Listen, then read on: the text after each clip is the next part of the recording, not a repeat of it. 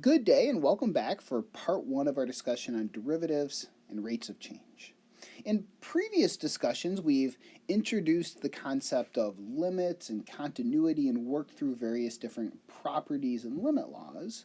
And the reason we have done that is to set ourselves up for two fundamentally important properties of calculus: derivatives and integrals. So this is really the first kind of major important calculus topic that we are going to dive into. And to get us started, we need some proper motivation. Why is it that we are interested in calculating derivatives? And maybe what in the world do they have to do with rates of change? So in this first video, what we're going to do is revisit our motivation for limits that we discussed on the first day of class. Except I'm going to hopefully do it quite a bit quicker and maybe just include more of that kind of intuition. So the first motivation came from asking you all to find the equation of a tangent line, which really boiled down to, can we find the slope of a tangent line to a curve at some value x equals a? So note the tangent line at x equals a, if I was to sketch its graph, would roughly speaking look something like this. It passes through the curve at that point a f of a, and what we would like to do is find, I'll say, little m, which is the slope of that tangent line. And what we noted is that typically to find the slope of a line we need 2 points, so we can do our standard computation, rise over run. And what that means is we need to introduce maybe a second point on the curve. So we'll think the point a comma f of a is the point P. If we pick another point on this curve, let's go ahead and call that point Q, and it would be the point x comma f of x. So we're thinking some input x. If we draw the line going through the points P and Q, what we will get is something that we called a secant line. And no, we'll go ahead and call the slope of the secant line, for simplicity, I'll call it big M P sub Q. So it would be the slope of the line connecting those points P and Q. So we just follow our standard formula. Rise over run. But there was a key observation that we made. We noted that as this value of x approaches a, the point Q is going to slide around our curve and become closer and closer to P. So, for example, and I'm going to just draw one more secant line in here. Hopefully I won't complicate the situation too much. As that point Q gets closer to P, i.e.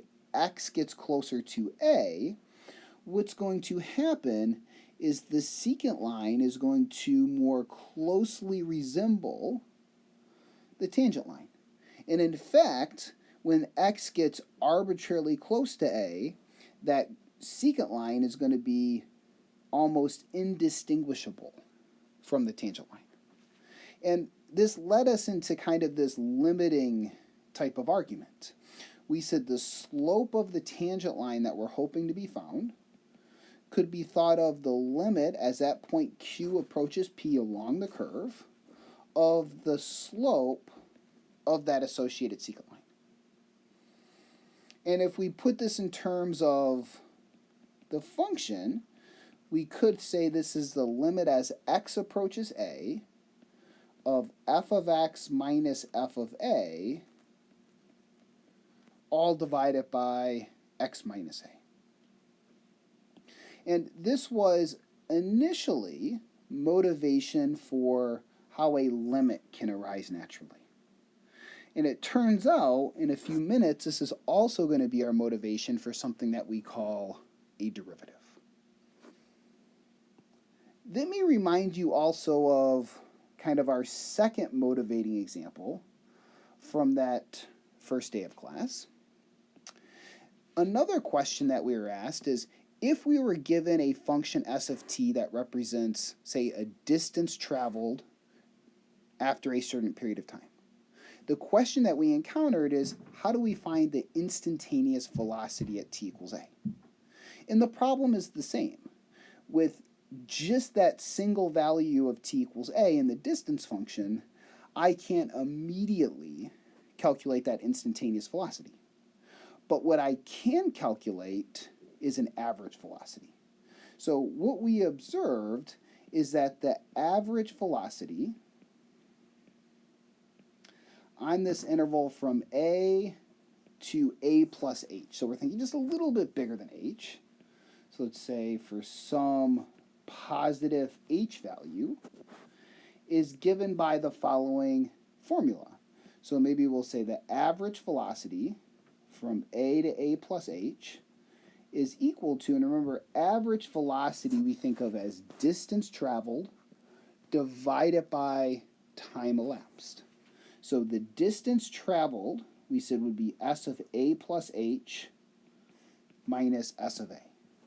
So we think of this quantity as representing distance, and then we divide it by the time that is elapsed, which would be a plus h minus a.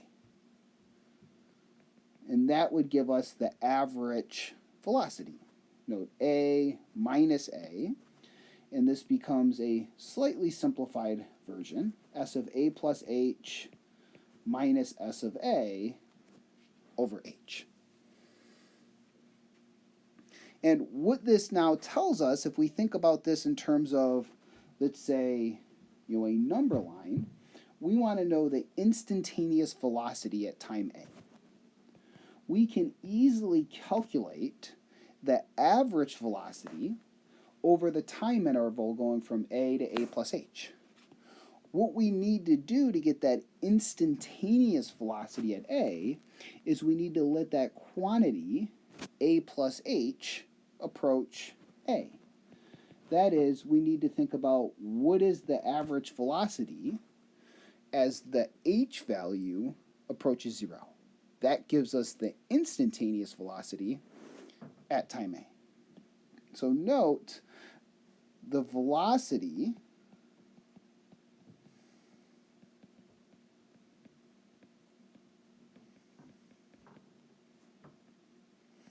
at time t equals a is given by, and I'll just say v of a for velocity, the limit as h approaches 0 of s of a plus h minus s of a, all divided by h. And this was the second example we looked at to motivate how a limit arises naturally, i.e. to calculate instantaneous velocity. But it turns out this is also going to be perfect motivation for us for the derivative. So let me first make kind of one observation connecting it back to what we previously encountered. So I'm just going to note that this instantaneous velocity is also the slope of a tangent line. It's the slope of the tangent line to this distance function s of t at t equals a.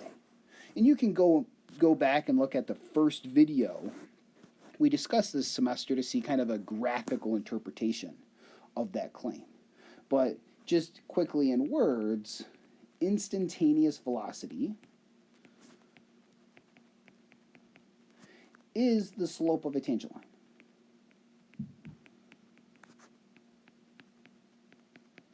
That is to say, these two boxed quantities that we've calculated are actually finding the same thing.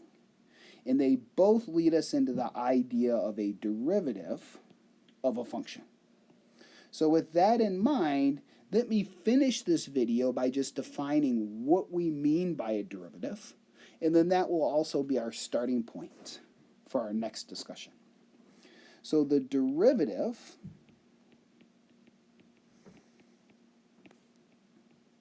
of a function f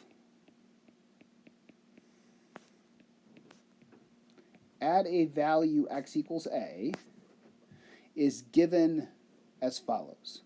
Notationally, we refer to this as f prime of a. And note, f prime of a, I would read this as the derivative of the function f at a. And this is defined to be the following. The limit as h approaches 0 of f of a plus h minus f of a over h, which is also defined, if we compare the second box quantity with the first, to be the limit as x approaches a of f of x minus f of a divided by x minus a. And throughout our discussion on derivatives, we are going to want to see how can we use this definition of the derivative to actually calculate a few of these, i.e. we're going to have to go back to our limit laws. And also, maybe even more importantly, what are the interpretations that we have for the derivative? And immediately we can make some observations about what those interpretations are. From this first line, we get the interpretation by just comparing above that a derivative is an instantaneous rate of change.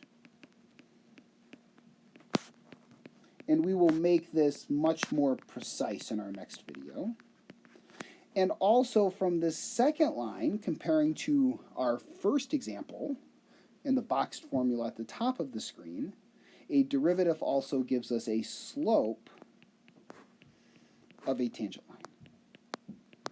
And investigating this further is where we will pick up in the next video.